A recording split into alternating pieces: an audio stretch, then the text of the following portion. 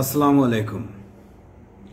বাংলাদেশে সামাজিক যোগাযোগ মাধ্যম আজকের একটি ঘটনা নিয়ে খুবই উত্তপ্ত ছিল।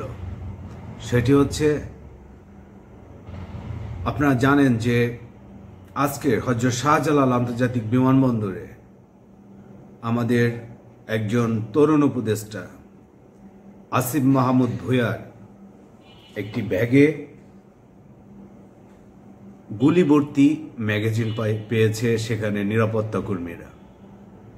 এই ঘটনার পর গণমাধ্যমে খবর প্রকাশিত হয়েছিল, কিন্তু সে খবর কিছুক্ষণ পর যারা প্রকাশ করেছিল তারা সেটি সরিয়ে ফেলেছে। সামাজিক যোগাযোগ মাধ্যমে এ নিয়ে কথা হয়েছে যে চাপের মুখে সেই সংবাদ সরানো হয়েছে কিনা, কিন্তু বিষয়টি পরবর্তীতে আসিফ মাহমুদ ভূঁইয়া নিজেই ব্যাখ্যা দিয়েছেন যে কোথা থেকে এই ম্যাগাজিন এলো, কেন তার ব্যাগে ম্যাগাজিন ছিল, সে বিষয়ে তিনি স্পষ্ট ব্যাখ্যা দিয়েছেন তার যে ফেসবুক আইডি রয়েছে সেখানে, এবং তিনি গণমাধ্যমে কথাও বলেছেন। বিষয়টি হচ্ছে যে আসিফ মাহমুদ বলেছেন যে নিরাপত্তার জন্য তিনি অস্ত্রের লাইসেন্স করেছেন এবং তিনি অস্ত্র ক্যারি করেন। তবে আজকের সকালে তাড়াহুড়ো করে তিনি মরক্কোর পথে যাত্রার পথে যে লাগেজ গুছিয়েছিলেন এবং যিনি ব্যাকপ্যাক গুছিয়েছিলেন তিনি তাড়াহুড়ো করে সেই ম্যাগাজিনটি, দুটি ম্যাগাজিন ছিল, দুটি ম্যাগাজিনের একটি ম্যাগাজিন অস্ত্র রেখেছে, আরেকটি ম্যাগাজিন তিনি রাখতে ভুলে গিয়েছেন। বিষয়গুলো হচ্ছে যে সেটি হতেই পারে তিনি নিরাপত্তাহীনতা যদি থাকেন বা অনিরাপদ বোধ করেন তাহলে তিনি অস্ত্রের লাইসেন্স পেতে পারেন বা নিতেও পারেন। প্রশ্ন উঠেছে যে বাংলাদেশে অসংখ্য রাজনীতিবিদ রয়েছে, অসংখ্য নেতা রয়েছেন, অনেক মানুষ কোনো ধরনের পুলিশ প্রোটেকশন ছাড়াই রাজনীতি করছেন বছরের পর বছর, যুগের পর যুগ। বাংলাদেশে অনেক প্রবীণ রাজনীতি রয়েছেন, একাধিকবার সংসদ সদস্য হয়েছেন, তাদেরও অনেকের অস্ত্রের লাইসেন্স বা অস্ত্রের প্রয়োজন হয়নি।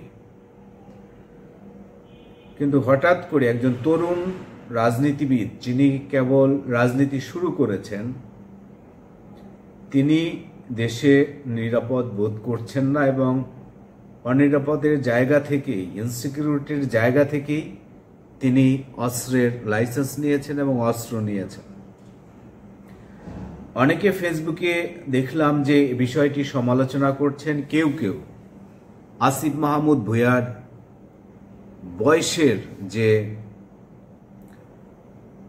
তুলনায় তিনি লাইসেন্স খুব দ্রুত পেয়েছেন কিনা বা শর্ত ভঙ্গ হয়েছে কিনা সেই বিষয়গুলো উত্থাপন করেছে। এসব অভিযোগ আসার পর আমি স্বরাষ্ট্র মন্ত্রণালয়ের ওয়েবসাইট ঘেঁটে অস্ত্রের লাইসেন্স বা অস্ত্র পাওয়ার যে আবেদন করার যে শর্তাবলী, সেই শর্তাবলীগুলো দেখলাম।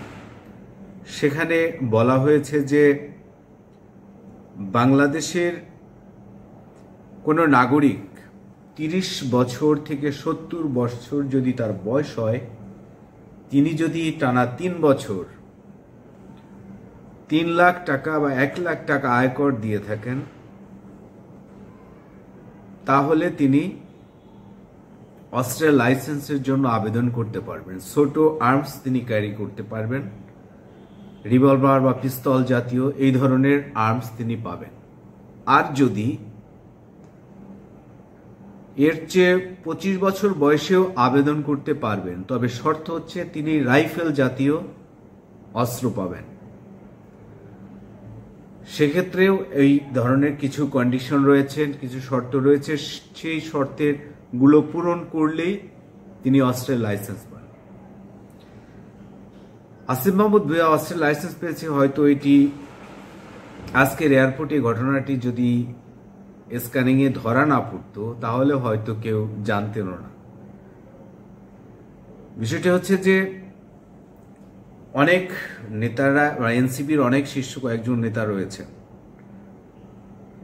শুধু কি আসিফ মাহমুদ অস্ত্রের লাইসেন্স পেয়েছেন? অন্যরা কি নিরাপত্তাহীনতা বোধ করছেন না? বা আসিফ মাহমুদ ভূঁইয়া নিজে যদি অনিরাপদ বোধ করেন এত পুলিশ প্রোটেকশন নিয়েও, তাহলে অন্য যারা রাজনীতি করেন, অন্য যারা মাঠে ময়দানে দৌড়ান, তাদের অবস্থা কি? তারা আসলে কেমন ফিল করেন বা কেমন অনুভব করেন? এই প্রশ্নগুলো সামনে এসেছে। আমরা দেখতে পেয়েছি যে মরক্কোতে পৌঁছে আসিফ মাহমুদ ভূঁইয়া তিনি এটির ব্যাখ্যা দিয়েছেন। তিনি বলেছেন যে তিনি নিরাপত্তাহীনতার জায়গা থেকে, অর্থাৎ এই গণ অভ্যুত্থান পরবর্তীতে বিভিন্ন সময় অনেকেই হামলার শিকার হয়েছেন, অনেক সময় তাকে প্রোটেকশন বা প্রোটোকল ছাড়াও চলতে হয়, সেজন্য তিনি এই অস্ত্রের লাইসেন্স নিয়েছেন, অস্ত্র অনুমোদন নিয়েছেন বা অস্ত্র বহন করছেন। এই জায়গাটি তিনি ব্যাখ্যা করেছেন। তবে বাইরে তিনি যে গুলিভর্তি ম্যাগাজিন নিয়ে যাচ্ছিলেন, বিষয়টি তিনি ব্যাখ্যা করেছেন এভাবে যে তিনি অস্ত্র এবং একটি ম্যাগাজিন বাসায় রেখে এসেছেন, তাহলে তিনি কেন আরেকটি ম্যাগাজিন নিয়ে শুধু যাবেন? এটি ভুলবশত তিনি নিয়ে এসেছেন এবং এই ঘটনা নিয়ে দেশে এত কিছু ঘটে যাচ্ছে এটিও তিনি জানতেন না। এছাড়াও তিনি আরো বলেছেন যে তিনি কাউকে সংবাদ প্রচারের জন্য চাপ দেননি বা সংবাদ তুলে নেওয়ার জন্যও তিনি তা কাউকে অনুরোধ করেননি বা বলেননি। এই বিষয়টিও তার জানা নেই। বিভিন্ন দিক থেকে আসিফ মাহমুদের এই অস্ত্রের লাইসেন্স পাওয়া নিয়ে যে বিতর্কের সৃষ্টি হয়েছে, সেটি তিনি ক্ষমতার অপব্যবহার করে অস্ত্রের লাইসেন্স নিয়েছেন কিনা সেটিও কেউ কেউ প্রশ্ন তুলেছেন ফেসবুকে। তবে অস্ত্রের লাইসেন্স এবং তিনি কিভাবে অস্ত্র পেলেন, সকল শর্ত পূরণ করে অস্ত্র লাইসেন্স পেয়েছেন কিনা সেটিও এখন আসিফ মাহমুদের ব্যাখ্যা করা উচিত। তা না হলে এ নিয়ে আরো গুজব ছড়াবে এবং মানুষের মধ্যে আরো ভুল বার্তা পৌঁছাবে। এ নিয়ে আরো রসালো কথাবার্তা হবে, আরো বিভিন্ন ধরনের তর্ক বিতর্ক কুতর্ক হতেই থাকবে।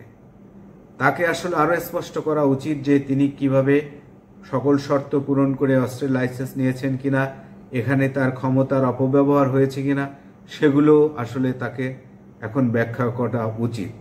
না হলে সামাজিক যোগাযোগ মাধ্যমে যেভাবে এটি নিয়ে কথা হচ্ছে, সমালোচনা হচ্ছে, সেটি হয়তো আরো বাড়তেই থাকবে। আজকের এ পর্যন্ত। সবাই ভালো থাকুন। আল্লাহ হাফেজ।